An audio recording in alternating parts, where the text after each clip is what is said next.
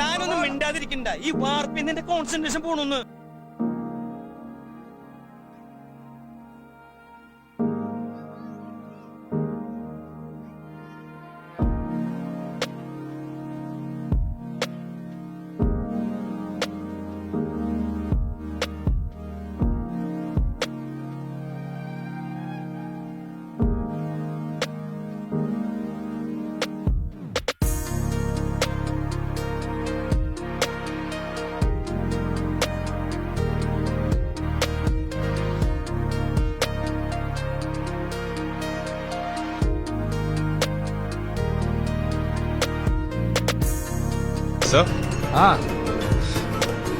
ഞാനെന്താ ഉണ്ടാക്കണ്ട?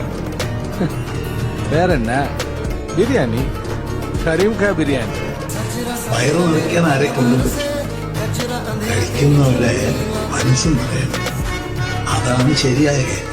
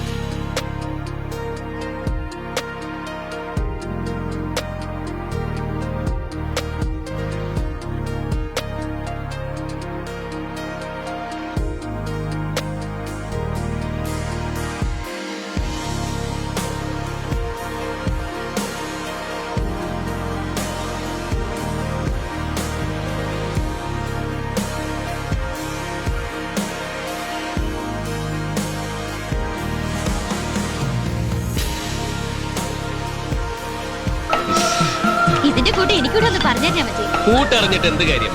കറി നന്നാവണമെങ്കിൽ ഉപ്പും മുളകും മഞ്ഞളൊക്കെ കൃത്യമായിട്ടിടണം. ഇവൾക്ക് ഇതൊക്കെ പരണിന്ന് വലിച്ച കയ്യിലേക്ക് പോരണ്ടേ അമ്മച്ചിലോ? മസില് പിടിക്കുന്ന കാര്യമല്ല, മസാല. ഇതിലാരാ ചേരുവേർത്തത്? ഞാനാ. ആ അതെന്നെ. എങ്ങനെ വെറുതെ അല്ല, എല്ലായിടത്തും അച്ചുവന്റെ കൈ എത്രോന്ന് പറഞ്ഞാ എന്താണോ തേയിലുള്ളി കളിക്കാ? അതിട്ടെങ്ങനെ കളിക്ക?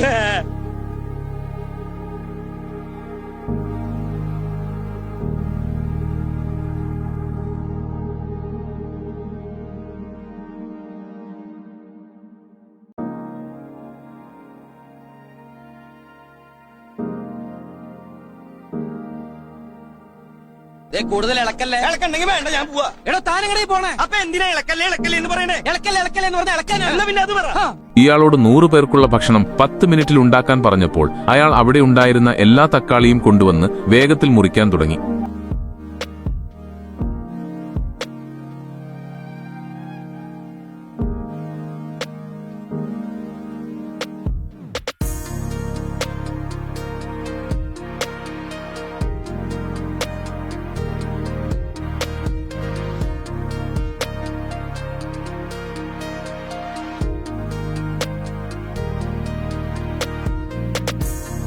ബിരിയാണി എന്താ ഇത്ര ഇഷ്ടമാവാൻ കാരണം? അത് പണ്ട് എൻ്റെ കുട്ടിക്കാലത്ത് വീട്ടിൽ ബിരിയാണി എന്ന് പറഞ്ഞുണ്ടാക്കുന്നത് വെജ് ബിരിയാണി ആയിരുന്നു. ഇവിടെ വന്ന് ഈ ബിരിയാണി കഴിച്ചപ്പോഴാണ് മനസ്സിലായ അത് പുലാവ്, ഇതാണ് ബിരിയാണി. പിന്നെ അത് കഴിച്ചു കഴിഞ്ഞിട്ട് കിട്ടുന്ന ഒരു നീന്തുണ്ട്, അത് നീന്തോ? ഉറക്കം.